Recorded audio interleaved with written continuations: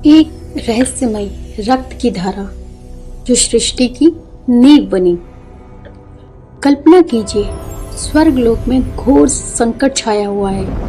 देवराज इंद्र, जो वर्षा के स्वामी और वज्रधारी योद्धा हैं, एक भयानक पाप के बोझ तले दबे हुए हैं।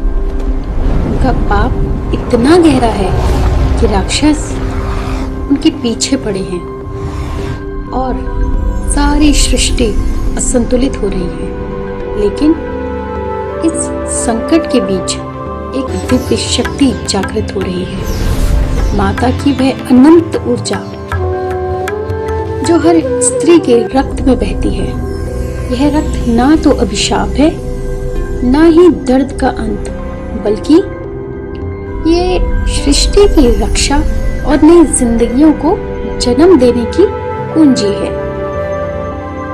आइए इस पौराणिक कथा को खोलते हैं, जो भागवत पुराण से ली गई है, और समझते हैं कि महिलाओं का मासिक धर्म कब, कैसे और कहां से शुरू हुआ, क्यों उन्हें यह दर्द सहना पड़ता है और कैसे उन्हें जन्म देने की अलौकिक शक्ति मिली। इस कथा में माता का स्वरूप भी हम विस्तार से देखेंगे। यह कथा सतयुग के उस दौर की है जब देवता और असुरों के बीच युद्ध छिड़ा हुआ था। स्वर्गलोक के गुरु बृहस्पति इंद्र से नाराज हो गए थे क्योंकि इंद्र ने उनकी आज्ञा का उल्लंघन किया। इस मौके का फायदा उठाते हुए असुरों ने देवताओं पर आक्रमण कर दिया। राक्षसों ने इंद्रलोक पर कब्जा जमा लिया और इंद्र को अपना सिंहासन छोड़कर भागना पड़ा। वे ब्रह्मा जी की शरण में पहुंचे। ब्रह्मा ने कहा, इंद्र, तुम्हें किसी ब्रह्म ज्ञानी की सेवा करनी होगी, तभी मुक्ति मिलेगी। इंद्र ने एक ब्रह्म ज्ञानी ऋषि को चुना जो तपस्या में लीन थे, लेकिन वह ऋषि असुर कुल में जन्मा था। उसकी माँ असुर थी। इंद्र ने वर्षों उनकी सेवा की, लेकिन पाप न मिटा।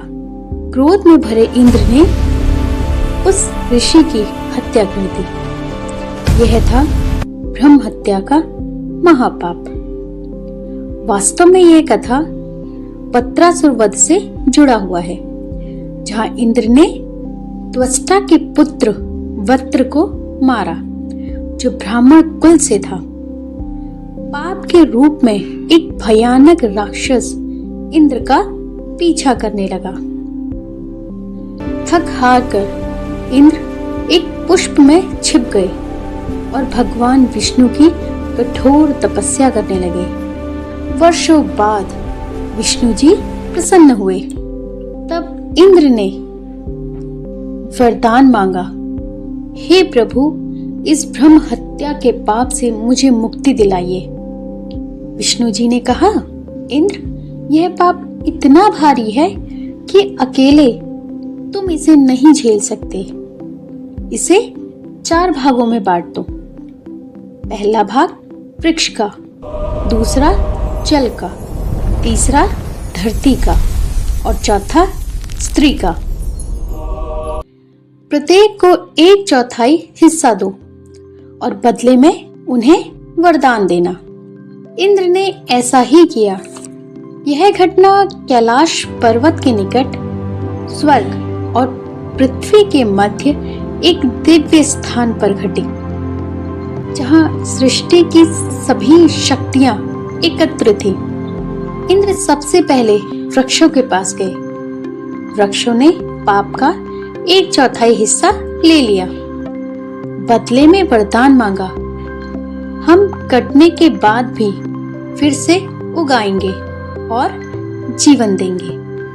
इसीलिए पेड़ कटते हैं लेकिन नए अंकुर फूटते हैं। पाप का प्रतीक उनकी छटाई में है। फिर इंद्रदेव जल के पास गए। जल ने पाप लिया और वरदान पाया, तुम्हें पवित्र करने की शक्ति मिलेगी, भले ही गंदा हो जाओ। इसलिए नदियां गंदगी धोती हैं, लेकिन पाप के कारण वे कभी कभी उफान मारती हैं। उसके बाद इंद्रदेव गए धरती माता के पास। धरती माता ने पाप स्वीकार किया और वरदान मांगा, मुझे चोट लगेगी लेकिन मैं हमेशा उग आऊंगी और सबको आश्रय दूंगी। पाप के कारण भूकंप आते हैं, लेकिन धरती कभी नष्ट नहीं होती। अंत में इंद्रदेव स्त्रियों के पास पहुंचे। स्त्रियों ने भी पाप का चौथाई हिस्सा ले लिया, क्योंकि वे सृष्टि की रक्षा के लिए तैयार थीं। लेकिन बदले में उन्होंने वरदान मांगा। इंद्र ने कहा, क्या चाहिए तुम्हें? स्त्रियों ने कहा, हमें वह शक्ति दो जो सृष्टि को नया जीवन दे सके, जन्म देने की कुंजी और पुरुषों से कहीं अधिक काम सुख का आनंद। इंद्रदेव ने वरदान दिया, लेकिन पाप के हिस्से के कारण हर महीने स्त्रियों को मासिक धर्म की यातना सहनी पड़ेगी। यह रक्त प्रवाह पाप का प्रतीक है, एक चक्र जो दर्द, थकान और अस्वस्थता लाता है। भागवत पुराण में इसे यातना कहा गया है, क्योंकि यह ब्रह्म हत्या के क्रोध का अंश है। इस तरह मासिक धर्म की शुरुआत हुई। हर पूर्णिमा के आसपास चंद्रमा के प्रभाव से जब सृष्टि नवीनीकरण का समय होता है, यह कहीं स्वर्ग से शुरू नहीं हुआ, बल्कि पृथ्वी पर जब इंद्र ने स्त्रियों से वादा किया। यह दर्द क्यों? क्योंकि पाप का बोझ सृष्टि को संतुलित रखने के लिए था। इंद्र का पाप असंतुलन ला रहा था और स्त्रियों ने इसे सहकर सृष्टि को बचाया है। लेकिन यह दर्द स्थायी अभिशाप नहीं, यह एक स्मृति है स्त्री की शक्ति की पराकाष्ठा की। स्त्री को जन्म देने की शक्ति का स्रोत माता से प्राप्त हुआ।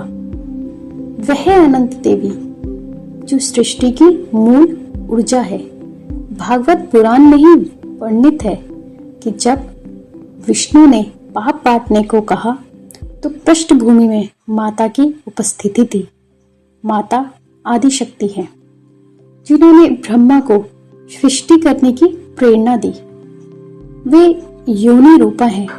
सृष्टि का गर्भ कामाख्या मंदिर की कथा से जुड़ता है।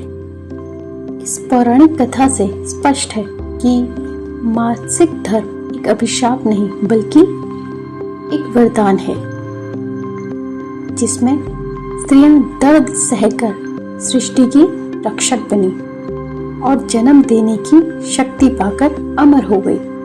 आज भी जब कोई स्त्री प्रसव पीड़ा सहती है तो वह माता का ही रूप है।